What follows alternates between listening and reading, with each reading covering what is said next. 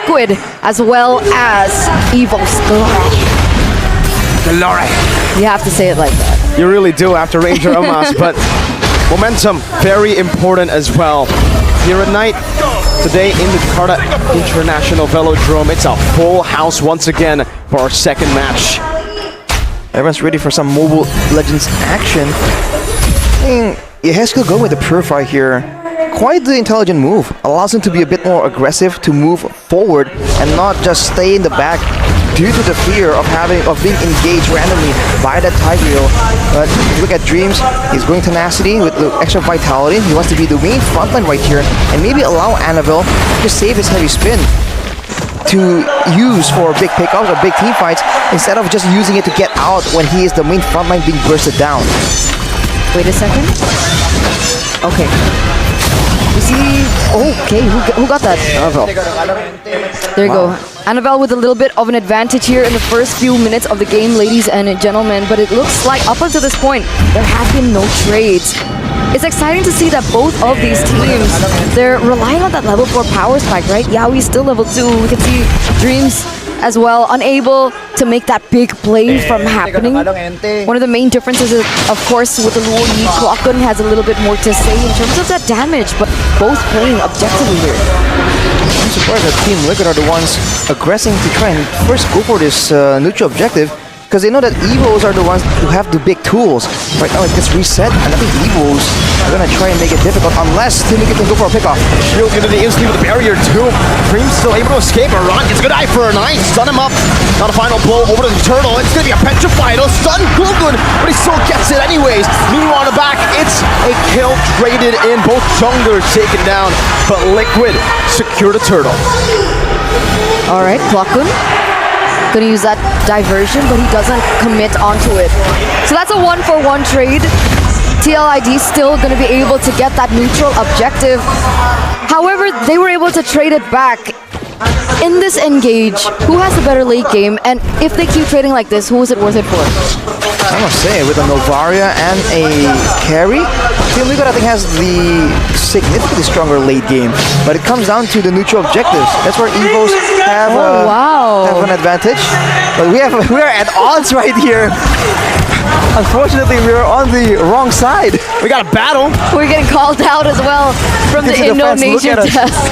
What's funny is they're sitting on the Liquid side, we're sitting on the Evo side. Wrong so it's the territory. opposite sides. But it's okay, you know, it's always fun to have these little matches.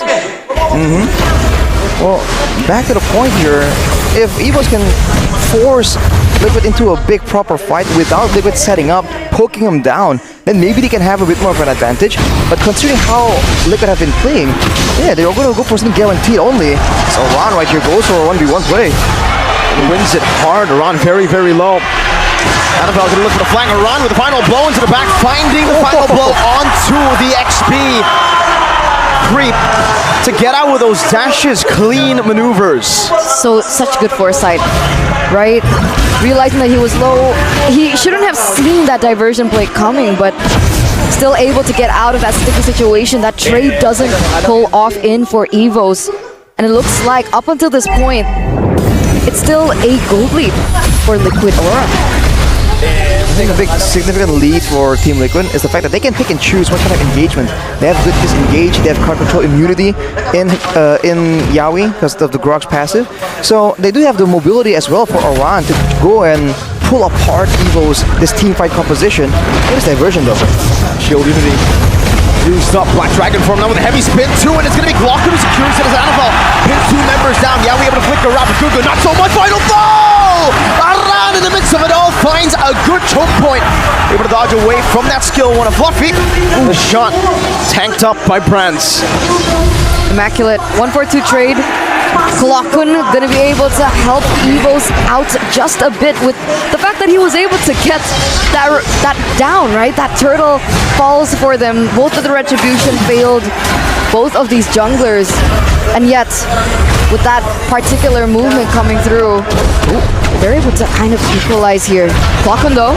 Diversion into like a pounce. Brand strikes back. See, the funny thing is, after everything we've seen from Evo's Glory, a lot of people would say, oh, wait a minute, this 1v1. Beautiful eye for an eye into the final blow. The two XP laners just trading back and forth. But back to that point, right? If you talked about pillars in Evos, most people would think about Dreams. Most people would think about maybe even Fluffy at some point, right? Brands, or even Annabelle. But Glockun has always been so good at creating the foundation for the rest of the teammates' success. And we see that happening with him being put on something like the Luoyi that is a little bit more macro-centric and macro-heavy. He's able to dictate a lot of these particular team fights. And Tempo, there you go! An implosion straight on Yaoi and Kabuki. No Purify for Kabuki. Yaoi still holding on now, puts the barrier down. Not gonna go just yet. Now it's Gugun puts in some damage on the clock. It doesn't have a flicker, and it's gonna be enough for the Poison to take him out. Meanwhile, Brands with Lycan form trying to get rid of Gugun, forced to use a Purify, and Dreams tanks up a shot. Very risky. Around in the back line, now jumping onto Brands. Finding the final dash to pick up the killing spree. Fast tempo, Gugun, shield unity, locking him down into the Phantom Slash and into a double kill for Ara. That's the mobility advantage here for Team Liquid. If they want to, then they can avoid it. They have Purifiers on the core members as well. And in a drawn-out fight that's going back and forth, they have a lot more spammable skills. Even though they did not have Kabuki in that fight on the bottom side, they were able to slowly but surely wear down the HP bars of Evos and take them out. So for Evos, they gotta really dig deep, dig down on those neutral objective takes and try and get something of a combo. Because otherwise, they're gonna get poked down, they're gonna get low, and Aran is gonna swoop in to try and seal the deal for his team. And the thing is, it's not like the Evos are playing towards the tempo of Team Liquid, right? They're looking for opportunities, but it keeps failing them. Right? We saw the Fluffy play with the diversion in the bottom side, but still unable to find success. So what's the idea now? What do Evos need to look for specifically? Probably a bit of a combo, and if they can really try and shut down Gugun here, it's going to be so valuable to their game plan, right? The neutral objective-centric style. The Free Brands is next to the topping block. It's a triple kill for Brands, but Kabuki is still full HP. 3 for 3. Yes, killing Kabuki versus Annabelle and Fluffy. Kabuki getting rid of those HP bars. Another Astral Sphere connecting, and now it's going to be another Astral Echo as well. The base wide open, but the mini waves will spawn back up for Evo's Glory for them to be able to defend. Might go for the bottom turret here, but Evos seem to be able to clear it out. Kabuki just undeterred. He knows he can very easily 1v2 this unless Evos bring in some reinforcements. The fact that it was an even trade is great for Evos, but at the same time now, you can see that even just Kabuki and Yehezkiel, the main, most important members for the backline of Liquid, Evos just, they need more than 3 members to deal with them.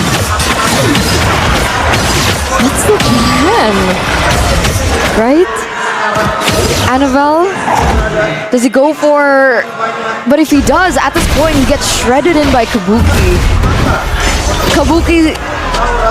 Like, it was supposed to go right for Evos, right? That was their plan. They used the divert of a problem. And funny enough, for both teams, the only turret standing is the one furthest away from the Lord. With how often the divergence are happening right here, I'm not sure what's the plan for Team Liquid here. Do they want to keep just pushing the aggression? Do they want to bank on a split push play maybe from Aran? They need to properly assess the situation, right? Because with Aran on the Benedetta, they were banging on the fact that they could go for that split push play. The far lane play, the harassment of the far lane, but with this diversion present, it has been impossible. Maybe earlier on in the game, they can lose Aran, sacrificing Aran for the better of the game, but at this point, with the death timers ramping up, it's not a sacrifice that they should be willing to take. Ladies and gentlemen, we're entering the 30th minute of the game. Already seeing some adaptations. Athena shield on the carry. He knows. That is a massive problem right here. Now with that Athena though, there's a chance that Kabuki will be able to perhaps like sustain long enough in these big fights. Definitely needs to be a multi-person effort to try and take down this carry, especially when the Purify is still up. 25 seconds to go with the Lord. Oh, never just spotted out. Dreams takes it. Oh, Dreams. Flicker as well. That's That's a big Seal. resource. Now he has the wild charge. He goes in. He is able to stun Brands. Baits up the Purify. Good. Poissons around disengaging. Black Dragon form. Baited out as well. Around the Phantom Slash. Now dashing out to safety. Evolve Lord is back up in this game. One death could be the end of it all. Yeah. It's too expensive at this point. Diversion play. And it's onto a run again with the implosion. Immortality. Now with winning traction. No! Beautiful shot by Dreams to cancel out any winner traction play from happening. But now an Astral Echo into Kabuki walking up. Yaoi, no wild charge just yet. Pops in the barrier, but is not able to find Annabelle. Oh, completely stuck in the barrier. He finds a wild. Yaoi, no immortality. The pin down comes through from Annabelle. Another diversion to the back. Kabuki forced to run the other direction.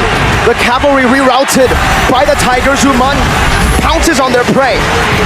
Brands like and bounce, pulled back by the dispersion, has immortality. An all-out fight. Gugun, winner truncheon now. Kabuki, can he deal enough damage on the Dreams? Implosion again, but it's only on the Gugun. Dreams losing immortality. Kabuki still free hitting. That's a rose gold meteor by Brands, but Kabuki still gonna be able to free hit right now.